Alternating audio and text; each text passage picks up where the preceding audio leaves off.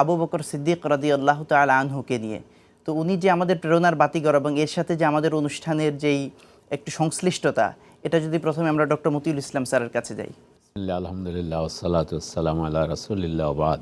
প্রেরণার বাতিঘর খলিফা আবু বকর, আমি এভাবে একটু শিরোনামটা দিয়ে প্রথমে ওনার পরিচয়টা দিতে যাচ্ছি। ওনার পরিচয় আসলে আমরা সারা পৃথিবীতে মানুষ আবু বকর রাদিয়াল্লাহু তাআলা আনহুকে আবু বকর হিসাবেই চিনে। ওনার নামটা কিন্তু আব্দুল্লাহ, পিতার নাম ওসমান, পিতার আবার উপনাম হচ্ছে ইবনে কুহাফা। তো ওনাকে আবু বকর ইবনে কুহাফা এটাও বেশি পরিচিত। আবু বকরটা আসলে একটা উপনাম আরবদের কাছে। আমাদের পাক ভারত উপমহাদেশে উপনামকে নাম হিসাবে রাখা হয়, আবু তাহের, আবুল কালাম, এইভাবে আর কি। কিন্তু আসলে না, আরবদের কাছে উপনামই। তবে হ্যাঁ, কেউ উপনামে বেশি প্রসিদ্ধি লাভ করেছে, যেমন আবু হুরায়রা রাদিয়াল্লাহু তাআলা আনহু উনি উপনামে প্রসিদ্ধ। উপনামে প্রসিদ্ধি লাভ করেছেন। তো আবু বকর রাদিয়াল্লাহু তাআলা আনহু আসলে ওনার কোনো সন্তানের নাম বকর ছিল না।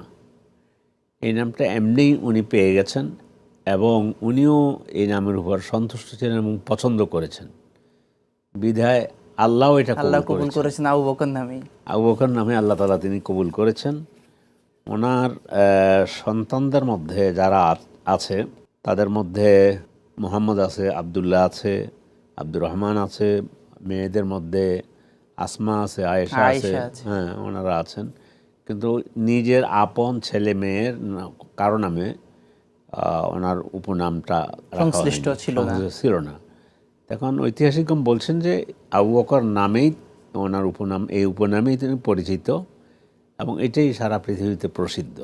প্রথম তো স্যার, এর সাথে যদি আমরা আবু বকর রাদিয়াল্লাহু তাআলা আনহুর ইসলাম গ্রহণের বিষয়টা যদি একটু জানতে চাই। ইসলাম গ্রহণের বিষয়, আবু বকর রাদিয়াল্লাহু তাআলা আনহু ইসলাম গ্রহণ করেছেন। রাসূলের সাথে ওনার আগে খুব ভালো সম্পর্ক ছিল, সখ্যতা ছিল। রাসূলের সান্নিধ্যে বহুদিন ছিলেন, বন্ধু হিসাবে ছিলেন। বয়স কাছাকাছি বয়স।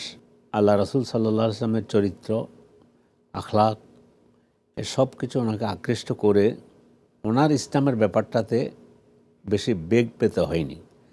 আল্লাহ রাসূল যখন ওনার কাছে ইসলামের দাওয়াত দিলেন, উনি সহজভাবেই ইসলামের দাওয়াতটা কবুল করে নিয়েছেন। আলহামদুলিল্লাহ। বড়দের মধ্যে সর্বপ্রথম ইসলাম গ্রহণকারী হলেন আবু বকর রাদিয়াল্লাহু তাআলা। ধন্যবাদ।